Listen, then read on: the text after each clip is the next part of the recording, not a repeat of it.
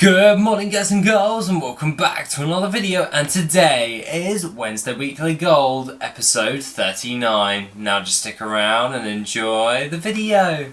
Okay, so this week is a bit of a different week as I spent the majority of my guide making time pretty much developing the one that has just been. So I didn't really spend all that much on my standard farms, so to speak, because I was really enthralled in just making that one. But that being the case, let's get into the farms. Okay, so the first farm that I did, and I did it for around about 3 hours, and that was Dinamo. And to be honest, Dinamo, every hour I hit a loot appraiser of around about 100,000 gold each time. By the way, this doesn't actually mean that I've made 100,000 gold every hour on the hour.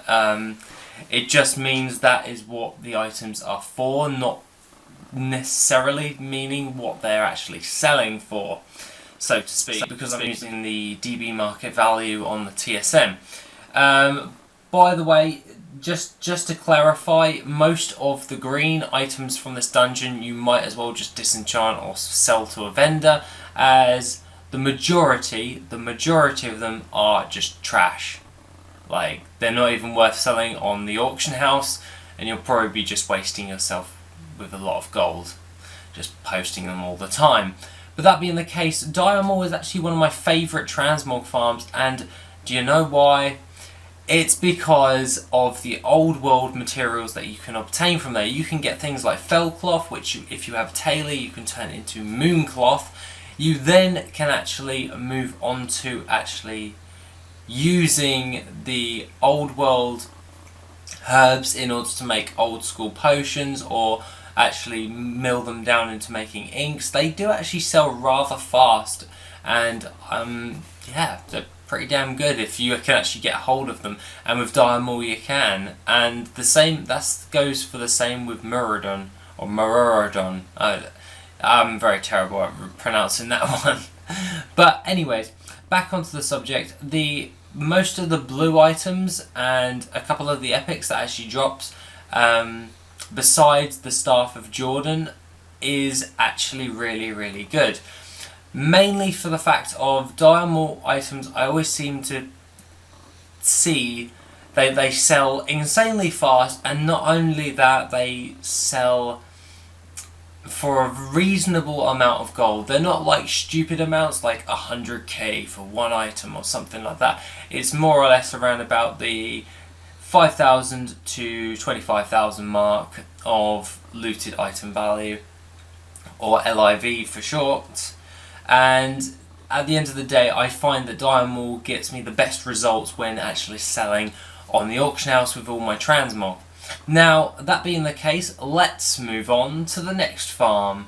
Okay, so the next farm that I did was Shadow Fang Keep, and just like Dinamo, all you got to do with this dungeon is to, when you go in, pretty much do the bit of dialogue at the beginning, because there's no real way around it unless you have a demon hunter that can wall hack your way over, and then you can skip that pretty much.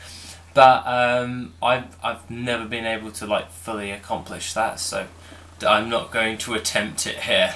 But that being the case, I have found that Shadowfang Keep is still making decent amounts of gold per hour through Transmog, but it isn't the exact same level as Dinamo in the sense of gold per hour in that sense. Now, with Shadowfang Keep, I really do go for certain items, like specifically the Shadowfang, which is a very good item, but it takes forever to drop. Now, when you're actually running this instance, what you're going to be wanting to do is actually, it's a really weird one to actually map out. So you basically go through that door once you've done the little intro bit, and then all you do is go through the butchery all the way up through the stairs, past the Baron, and keep turning left, basically going up the stairs, and then when you get to the top part where the last set of gargoyles are, you jump down and go out the instance and reset. Obviously I tried recording the footage and all that jazz for the actual route, and I think I've made a pig's ear of it, but hopefully it's okay and you guys get the gist on how to run this. But that being the case, Fang actually provides you with a lot of old world cloth, such as wool cloth, silk cloth and linen cloth. Linen cloth is a piece of crap, but wool and silk cloth is still quite valuable if you can get a decent amount of it. Along with that, you do obtain some really cool little enchantment pieces, which actually do still sell for a reasonable amount, not mega bucks, but it still provides you with some additional gold when you're actually farming for Transmog. But that being the case, the next thing that you would wanting to do is bring your enchanter, as you're going to get a buttload of greens, so you might as well just disenchant those ones and sell them on the auction house for a bit more of a profit. But that being the case, the last farm on our list is the Eye, or Tempest Keep. Now, the Eye I really do enjoy, and you can transmog farm it if you really wanted to. You can just round up all of the trash and skip the bosses in all 3 of the little sections. But I wouldn't actually recommend doing that all that much, because I kind of find that when I just do a full clear of the entire raid, I still get near enough the same amount of transmog as I would if I ran out and reset the instance just by killing the trash.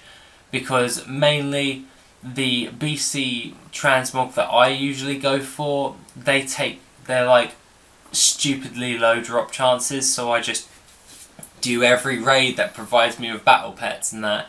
But that being the case, battle pets, there is 2 bosses which drop the battle pets. That is the spell person lady thing and the Fell Reaver guy.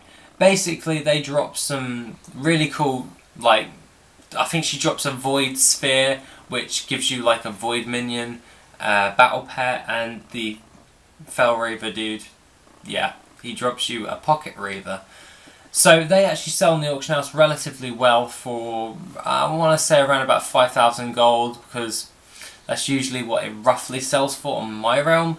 But I know that it has dropped significantly over most of the other realms to around about 1,000 gold. So at the end of the day, double check your auction houses before you do this farm, because it may not even be worth it.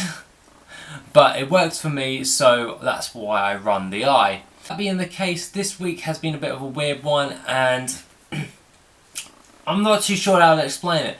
Yeah, I just haven't had much time to do much, because I pretty much put all of my eggs in one basket in that one video from Monday, and I'm like kind of like frazzled now. But that being the case, I will be getting back to doing some more farming and doing some more things, and hopefully we can have a full-fledged Wednesday weekly gold next week with like at least 5 runs of something, because I'm pretty much open for the rest of the week next week, so we will have 5 farms. But that being the case, guys, have a lovely rest of the day. Now, I hope you like this video, and if you want to see more like this, please feel free to give this video a like. And as always, have an awesome day, guys. Yeah.